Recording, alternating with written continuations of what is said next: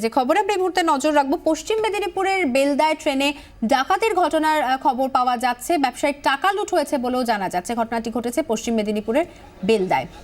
ট্রেনে আবারও দুষ্কৃতী হানা। বেলদা হাওড়া বাঘাযতীন ফাস্ট এক্সপ্রেসের ঘটনা। টেলিফোনে আমাদের সঙ্গে রয়েছেন আমাদের প্রতিনিধি ই গোপী। ঠিক কি খবর রয়েছে এই বিষয়ে?